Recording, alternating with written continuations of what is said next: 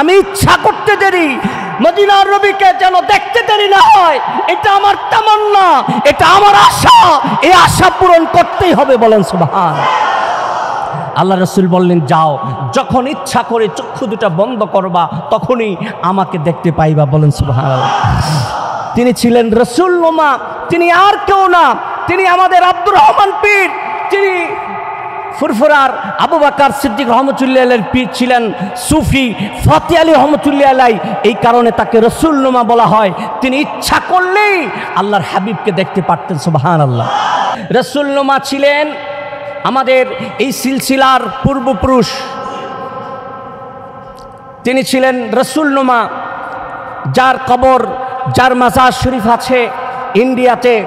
তিনি আল্লাহর রাসূলের প্রশংসা করতেন। তিনি প্রশংসা এত বেশি করতেন, আল্লাহ রাসূল তার উপর সবসময় খুশি থাকত। কিন্তু ঘটনাক্রমে আল্লাহ রাসূল তাকে দিদার দিচ্ছে না। এত প্রশংসা করি কিন্তু দেখা দেয় না, ঘটনা তো এমন হওয়ার কথা না। তিনি করলেন কি, অস্থির হয়ে গেলেন, ঘুরতে ঘুরতে ঘুরতে ঘুরতে সাগরের পাড়ে চলে গেলেন। কি করা যায়, নবীর এত প্রশংসা করি, ব্যাপার কি, সবাইরে দেখা দেয়, আমারে দেয় না। সুফি ফতে আলী রহমতুল্লাহ আলাইহি এই চিন্তা করতে করতে হঠাৎ করে তার এমন একটা অবস্থা হয়ে গেল যে কিরে, এত প্রশংসা করি তারপরও দেখা দেয় না, তাহলে কি এই সাগরটার মধ্যে ডুব দিয়া লাফ দিয়ে কি আমি মারাই যাব নাকি? এমন সময় তন্দ্রা চলে এসেছে। সুফি ফতে আলী রহমতুল্লাহ আলাইহি দেখলেন ওই দয়াল নবী তার সামনে হাজির হয়ে গেছে। কয়, সুফি ফতে আলী, তুমি অস্থির হয়ে গেছো।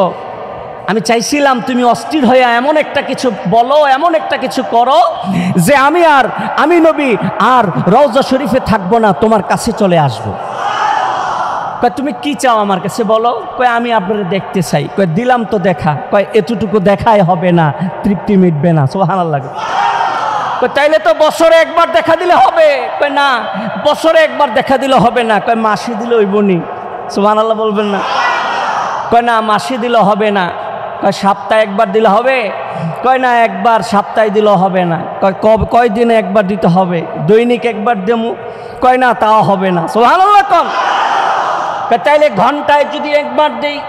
কয়, না ইয়া রাসূলুল্লাহ সাল্লাল্লাহু আলাইহি সাল্লাম, ঘন্টায় একবার দিলেও হবে না, মিনিটে একবার দিলেও হবে না। কয়, কখন দেখা করতে চাও বলো? কয়, যখন আমি ইচ্ছা করব তখনই আপনাকে দেখতে চাই। আমি ইচ্ছা করতে দেরি মদিনার নবীকে যেন দেখতে দেরি না হয়, এটা আমার তামান্না, এটা আমার আশা। এই আশা পূরণ করতেই হবে, বলেন সুবহান। আল্লাহ রাসূল বললেন, যাও, যখন ইচ্ছা করে চক্ষু দুটা বন্ধ করবা তখনই আমাকে দেখতে পাইবা, বলেন সুবহানাল্লাহ। তিনি ছিলেন রাসূল নুমা, তিনি আর কেউ না, তিনি আমাদের আব্দুর রহমান পীর।